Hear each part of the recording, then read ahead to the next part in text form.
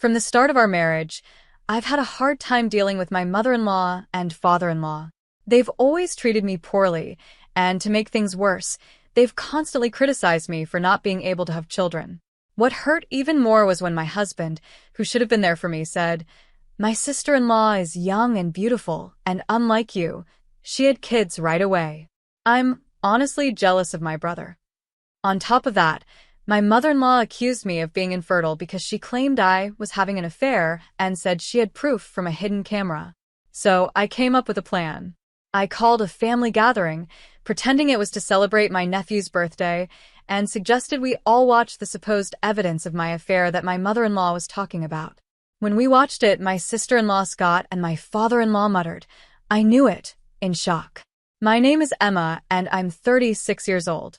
I work in the international business division of a mid-sized trading company.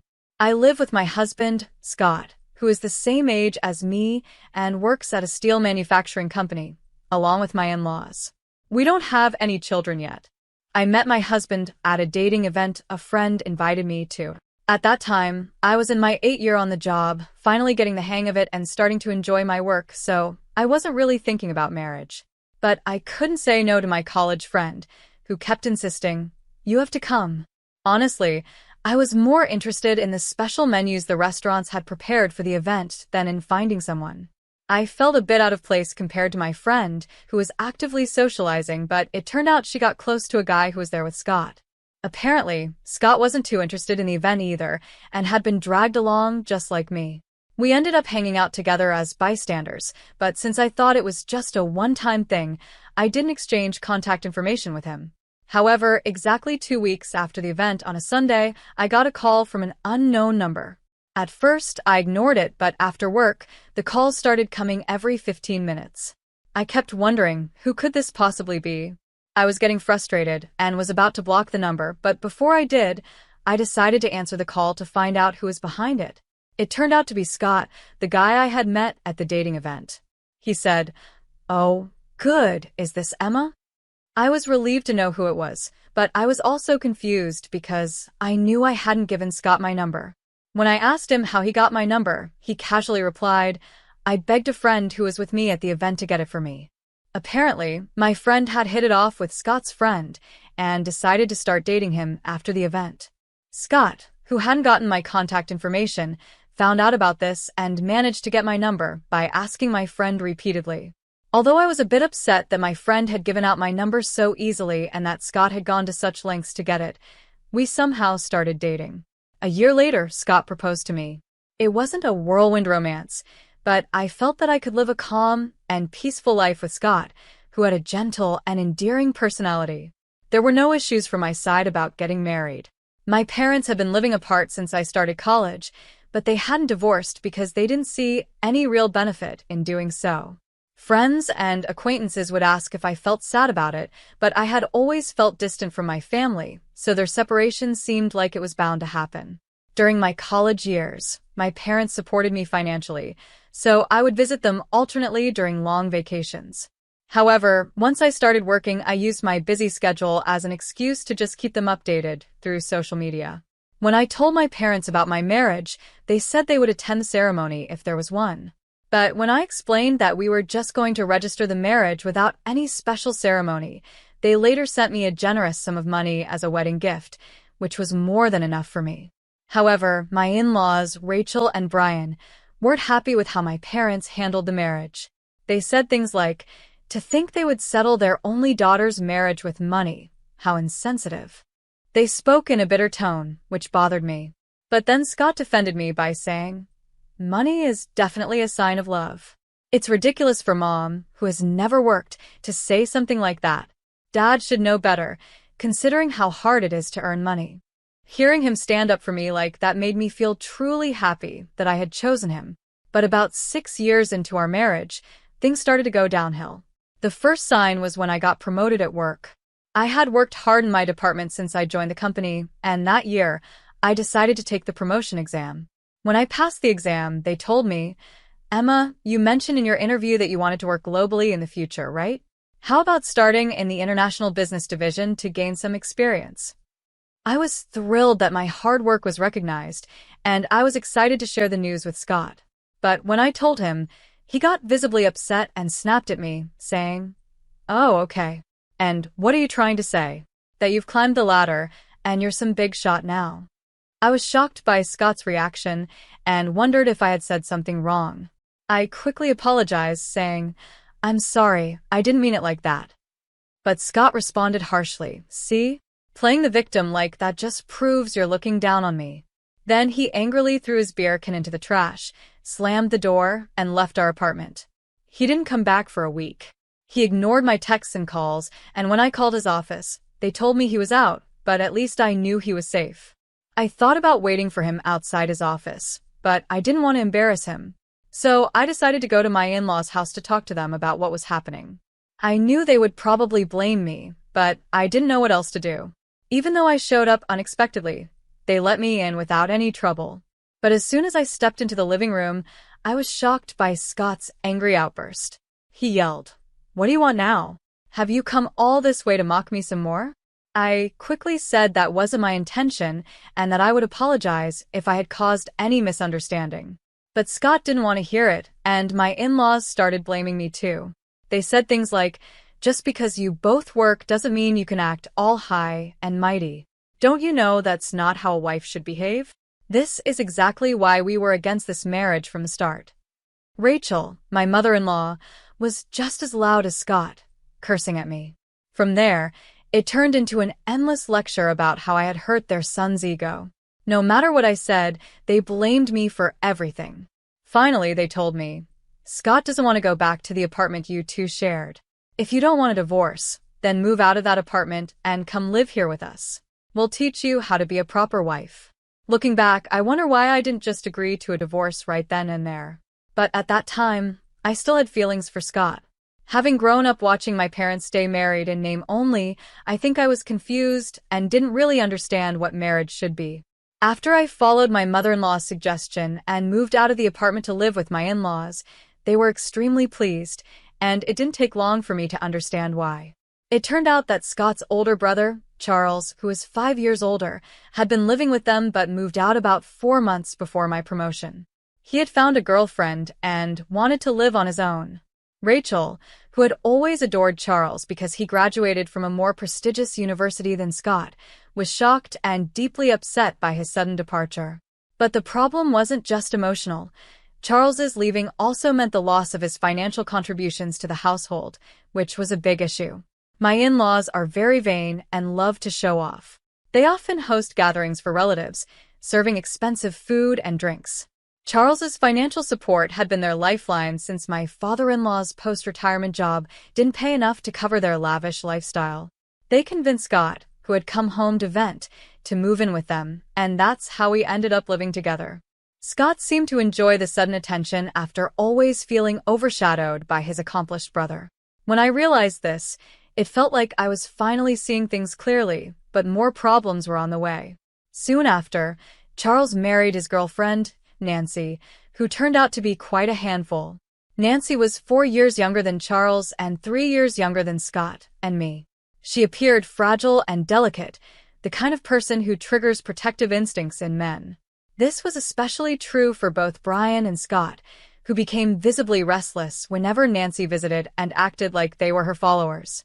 Rachel, not amused by this, began criticizing me, saying, "Scott is smitten with his brother's wife because you lack charm. If you just had a child, my husband would settle down as a grandfather." She even suggested I quit my job to focus on getting pregnant.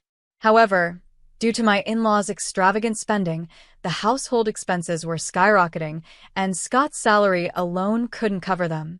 Even when I showed them a report from a household budgeting software to explain the situation, they dismissed it, saying, "That's just because you're bad at managing money, always full of excuses." Then Nancy became pregnant. Rachel, who had previously disliked Nancy, suddenly became obsessed with her first grandchild, doting on her grandson, Andrew, immensely.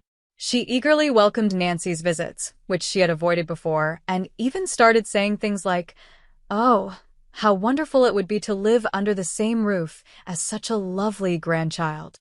Scott then started making sarcastic remarks to me, saying things like, "Exactly, Nancy is young and beautiful, and unlike you, she gave birth to a child right away." "I'm really jealous of my brother," Brian chimed in. "That's right. Maybe we should just kick out the daughter-in-law who can't have children and let Charles's family move in instead," he said without thinking. By then, even I started to consider that maybe leaving Scott and this house might be the best option since we didn't have children.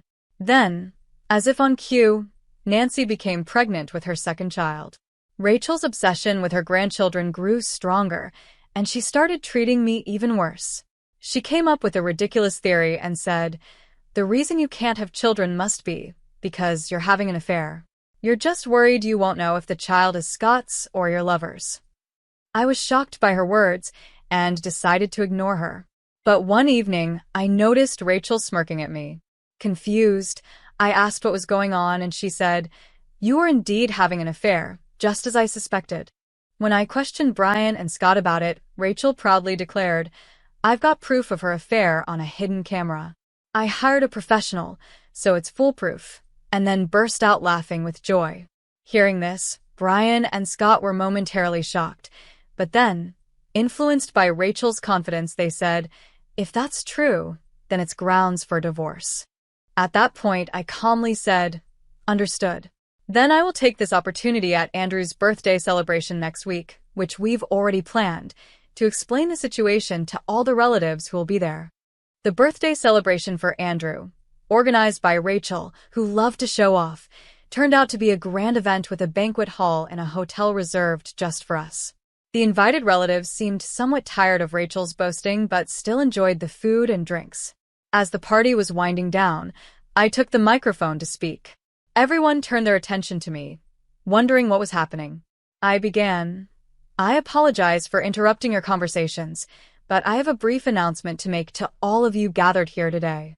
The crowd started murmuring in confusion, while my in-laws and Scott, assuming I was about to confess and discuss divorce, smirked just like before. Charles's family, the guests of honor today, were also present. On my signal to the staff, a screen was lowered behind me, the projector was set up, and the lights dimmed. Everyone's attention turned to the screen as the video began to play.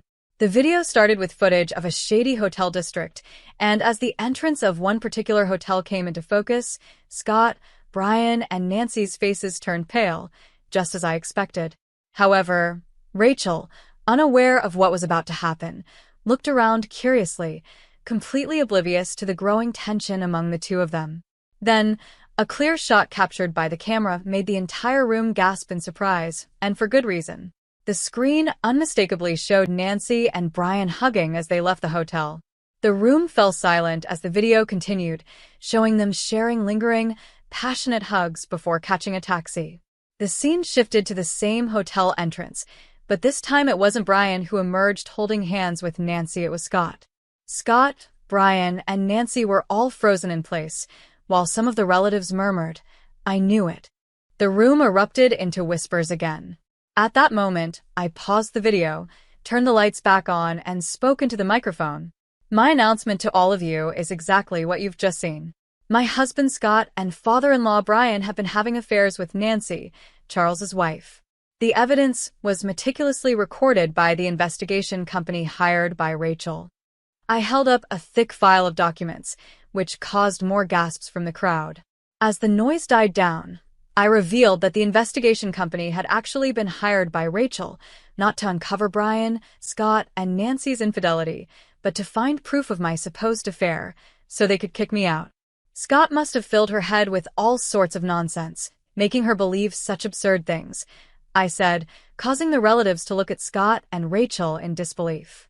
Rachel had declared victory without even checking the contents when the investigation company reported they had caught evidence on camera. Unfortunately, I have no idea about the affair Rachel accused me of, I continued, projecting a photograph onto the screen. It was a snapshot taken at the maternity hospital when Andrew was born. The photo showed my sister-in-law holding Andrew in the center, with Charles smiling beside her, and Scott and I, who had come to celebrate, in the background.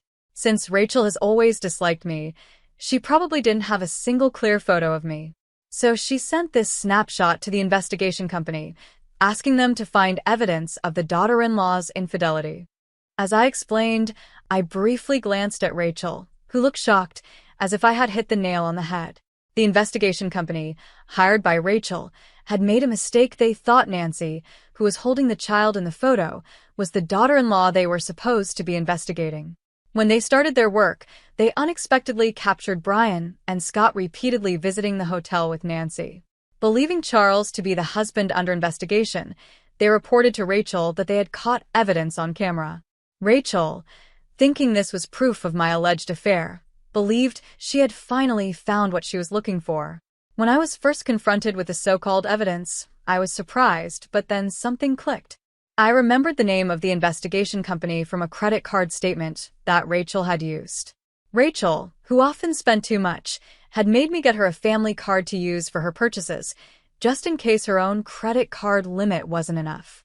Troubled by her making large purchases without consulting me, I had set up the card statement to be viewable in an app, so I could check the charges each month.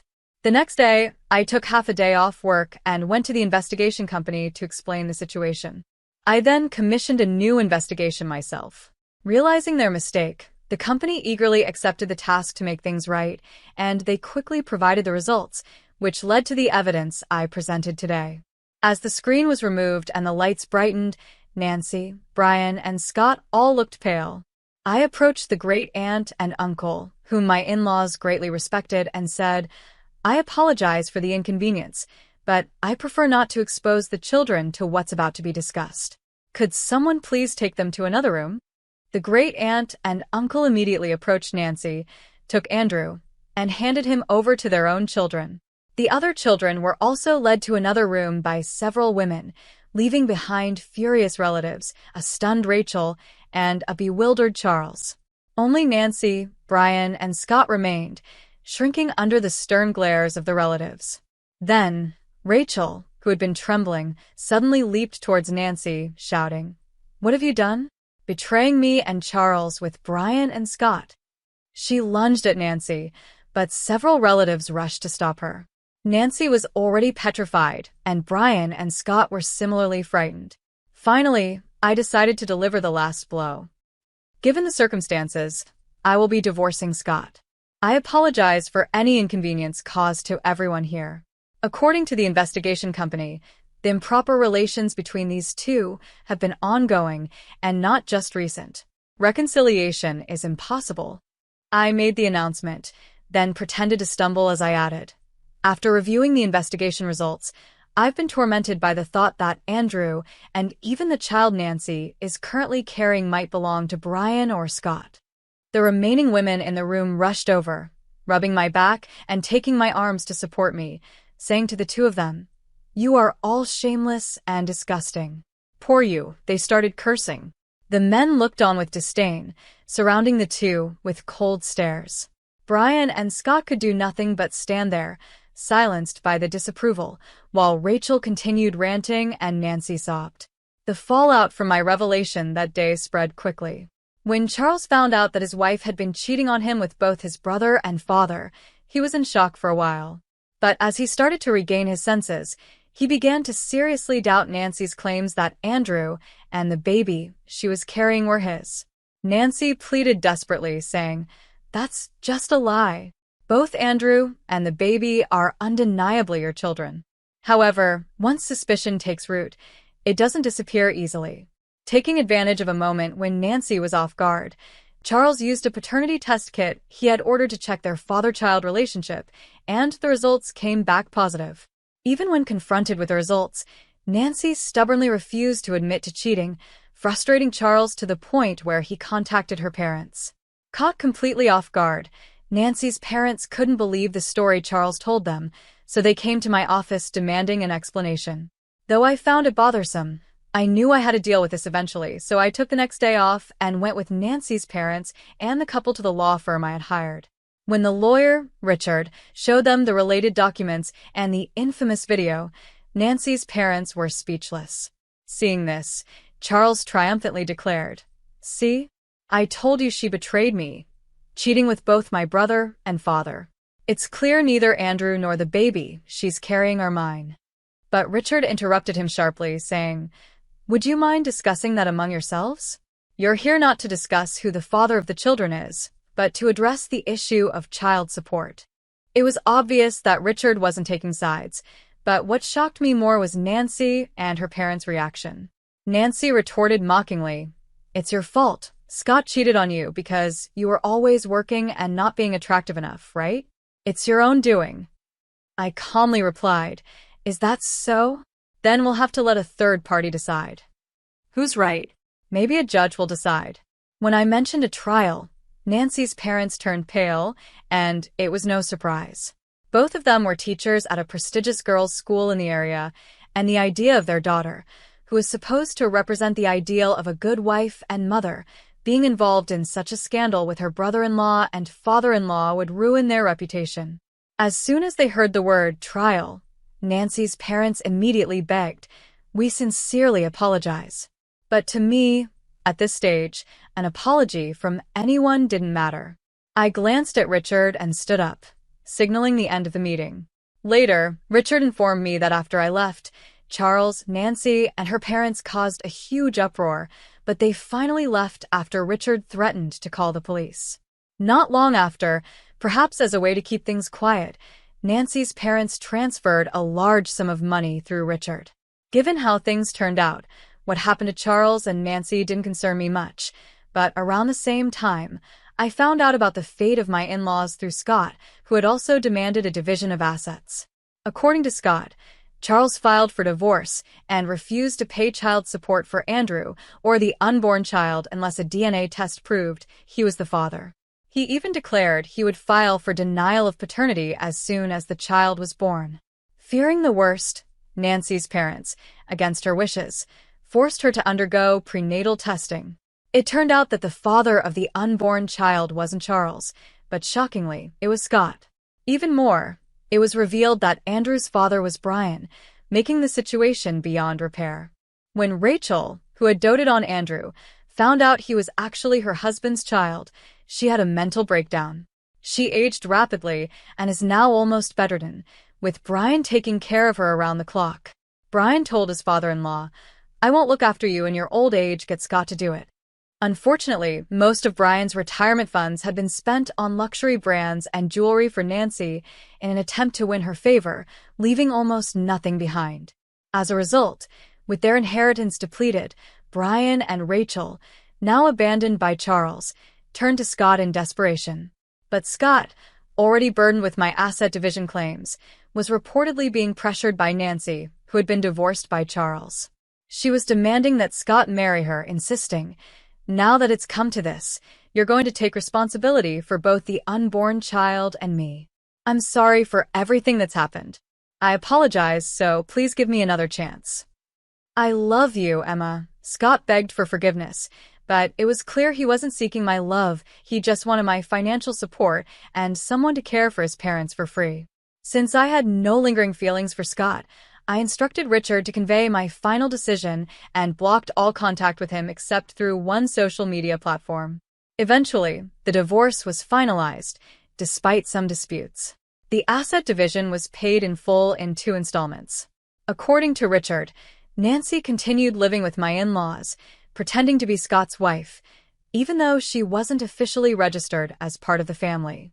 However, once word spread among visiting relatives, the whole neighborhood began whispering about this shameless family, which drove Nancy to become a recluse. She neither helped with Rachel's care nor took care of Andrew and the newborn, leading the kindergarten to report Andrew's neglected appearance to child services. In the end, Nancy's parents took in the 2 children but disowned her, saying, "You are no longer our daughter, and we are no longer your parents. Never show your face to us again." With nowhere else to turn, Nancy relied entirely on Scott, just like my in-laws. Scott's income alone now had to support 4 adults, including his mother, who needed nursing care. A colleague of Scott's, who works at the same company, mentioned that a relative at an affiliated company exaggerated the story, making Scott the target of rumors as bad as those on gossip websites. Despite the difficult situation, Scott continues to work, unable to quit because of financial needs, enduring the discomfort. For some reason, Charles seemed to regard us as fellow victims, but the fact remains that he looked down on me, along with Nancy and my in-laws, for being a woman unable to bear children. Naturally, I ignored him completely at work, but as rumors spread within our company, he couldn't handle the whispers and volunteered to transfer to a subsidiary in a regional area. After everything was settled on my end, I was approached about a transfer to an overseas branch. Although I had expressed a desire to work abroad during my job interview, the sudden offer caught me off guard. However, my bosses encouraged me, acknowledging the career I had built and the language skills I had continued to learn in my spare time. Feeling fed up with the rumors, much like Charles, albeit for different reasons, I decided to take the opportunity. I decided to take a bold step and accept the overseas assignment. When Scott somehow heard the news, he sent a series of cliché romantic messages, pleading for reconciliation on the only social media account I hadn't blocked him on. But since I planned to cancel my phone service when I leave the country, I chose to ignore them. Despite everything that happened, cutting ties with that in-law family feels like a stroke of luck. With this in mind, I feel ready to face any challenges that may come my way. It might seem a bit opportunistic, but that's honestly how I feel. Maybe I've been too hard on myself all this time. From now on, I plan to stay positive and give my best effort in everything I do.